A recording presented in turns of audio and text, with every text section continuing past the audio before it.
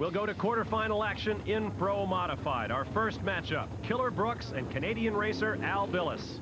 Al Billis has been running very well in the Pro Modified Wars. He managed to bump off Ronnie Sox in round number 1 to get right here in round 2 against the Killer.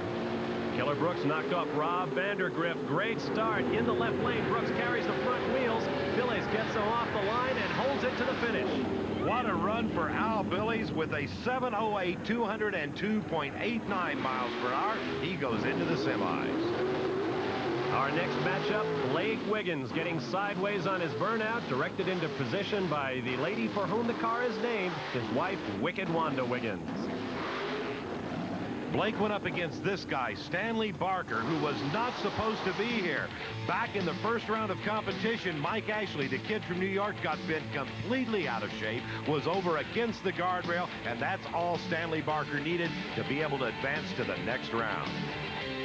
And so the number 16 qualifier knocked off the number 1 qualifier to earn the right to get into the quarterfinals against Blake Wiggins, and he'll really have his hands full here. Barker, hailing out of Dunlop, Tennessee, a newcomer to the Pro Modified Wars. Blake, an old veteran. Wiggins got the whole shot on him and extended it all the way to the finish. Wiggins goes to the semis. Wiggins with a 7:02, 203 miles per hour, and Wanda nods her approval of that run as Blake goes into the semifinal.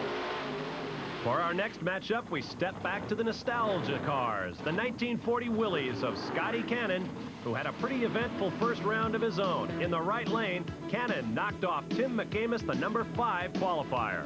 Well, Scotty Cannon, no newcomer. As a matter of fact, he was runner-up to the event at New York, so this really isn't that big of an upset, although that big 40 Willies pushes a lot of front air mass with that huge front end. Now the guy he's up against, Michael Martin, is coming in off his first ever venture into the 6-second range in qualifying. Martin in the far lane, both cars away cleanly. Scotty getting a little bit sideways there, but he manages to pull it back together. Now can he run down Martin? No! Michael Martin, 7:04, 203 miles per hour to barely nip Scotty Cannon. I'll tell you, that's worth one more look.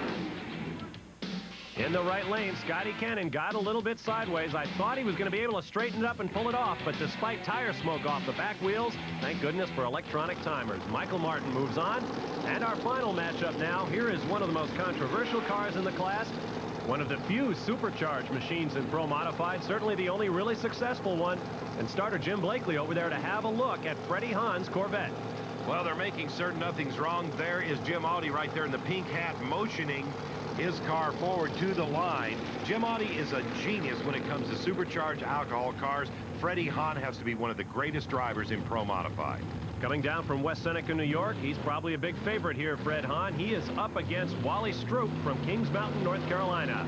Stroop bumped off a supercharged car in the first round, incidentally, Eddie Harris. Let's see if he can make it 2 in a row. But wow, Freddie Hahn got the whole shot. Stroop got sideways. He's going to have to lift out. Easy run for Hahn.